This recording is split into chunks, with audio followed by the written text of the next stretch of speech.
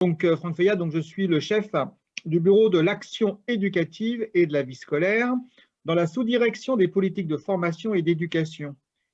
Et j'aime bien le mot éducation, et je pense que vous aussi, et je pense qu'il faut que nous le défendions.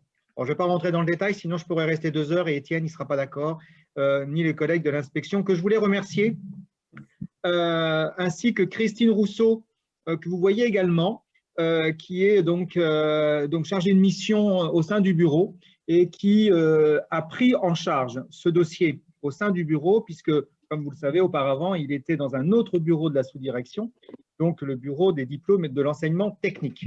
Donc, je voulais commencer vraiment en remerciant Marie-Hélène, Philippe et puis Étienne, parce que pour nous, c'était nouveau, hein, pour Christine et moi.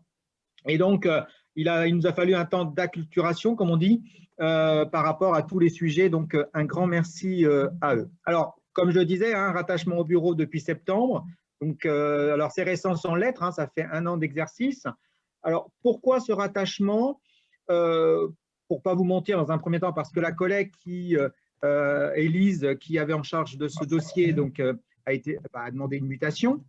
Et puis, je dirais, j'en ai un peu profité pour dire que le réseau relatif au développement des activités donc, physiques, sportives, est importante au sein du réseau. Pourquoi? Parce qu'on a toutes les problématiques de vie scolaire et tout ce qui est relatif à l'éducation.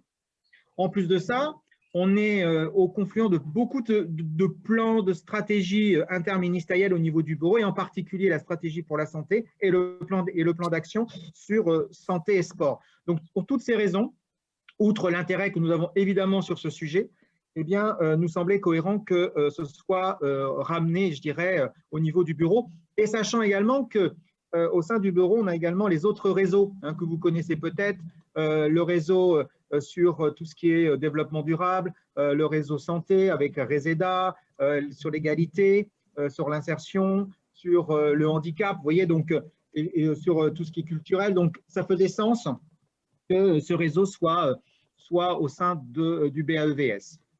Alors, on a pris ce réseau un peu dans des conditions particulières, que vous connaissez bien mieux que moi, aussi bien que moi, c'est la crise sanitaire, c'est le Covid, donc avec des échéances qui devaient avoir lieu et qui malheureusement n'ont pas pu pour un grand nombre. Et plus largement, on a été confronté à une situation que vous connaissez aussi bien que moi, encore une fois, sur la crise de santé mentale que nous avons traversée aussi avec beaucoup de jeunes qui se sont retrouvés en grande difficulté pour différentes raisons. La première, c'est qu'ils ne se retrouvaient plus du tout avec leurs collègues, donc du fait du distanciel, et ça a été très compliqué pour eux. Et la deuxième, c'est ce qu'ils nous ont dit quand on a réuni les représentants des élèves, c'est qu'il n'y avait plus d'activité physique et sportive au sein des établissements.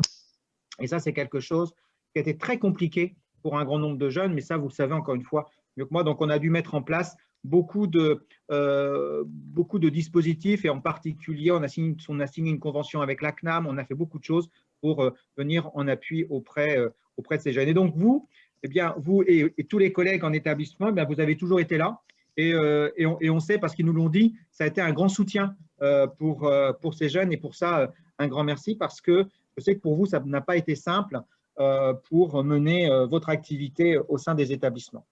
Alors, donc, comme je vous le disais, on a repris donc ce dossier à la rentrée. Beaucoup de choses ont déjà pu être mises en place, engagées, hein, donc avec l'appui d'Étienne. Et il me le dit, il me le rappelle, et il a raison, l'importance du rôle des coordos, tant au niveau régional qu'au niveau des établissements.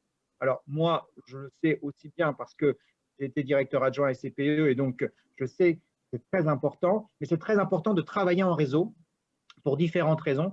D'abord, pour que vous ayez toutes les informations que nous pouvons vous porter au niveau national, mais à l'inverse, on a besoin également de vos retours, hein, au niveau donc, du terrain, et le bilan que proposait Étienne est très important parce que ça nous donne, nous, des éléments, et donc je vais rester avec vous cette matinée pour entendre aussi les leviers, mais les freins aussi, hein, qu'il peut y avoir sur les territoires sur ces sujets.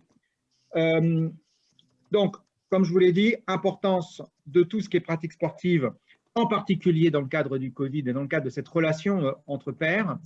Et puis des échéances importantes qui vont arriver, hein, qui sont quasiment demain. une Coupe du Monde et les Jeux olympiques et paralympiques en 2024, avec beaucoup de choses qui se mettent en place au sein des établissements, c'est ce que nous avons pu voir, mais je pense qu'on a encore des marges de manœuvre, je pense qu'on peut encore faire mieux sur cela. C'est vrai qu'à partir de septembre, on va, j'espère, retrouver un rythme tout à fait un rythme normal. Et donc, il va falloir s'investir beaucoup plus encore sur ces Jeux olympiques et paralympiques, et en particulier au travers donc de la labellisation, qui est importante pour faire reconnaître et connaître l'enseignement agricole par rapport à ce sujet. Et donc, nous avons lancé un appel à projet Génération 2024 qui est sorti il n'y a pas très très longtemps, que Étienne vous a diffusé. Et donc, je compte sur vous pour relayer cette information auprès des collègues en établissement pour qu'on soit vraiment représenté au niveau de la France sur cette labellisation au même titre que l'éducation nationale. Voilà, une courte présentation parce que Étienne m'a dit attention 5 minutes, donc je vais me taire. Et vraiment un grand merci encore une fois à vous. Et puis, comme ça, on peut commencer dès maintenant ce séminaire. Alors, en distanciel, mais en présentiel au mois d'octobre. Et cela se fera à Montargis, dans l'EPL du Loiret, au lycée du Chénois, puisque j'ai eu la confirmation pas plus tard que ce matin de l'accord de l'EPL du Loiret. Alors, je ne sais pas s'il fallait que je l'annonce ou pas, mais tant pis, de toute façon, c'est fait. Donc, voilà. Voilà. Et écoutez, bonne réunion et puis je laisse la parole à Étienne. Merci Franck et merci pour cette bonne nouvelle de l'accueil du lycée du Chénois.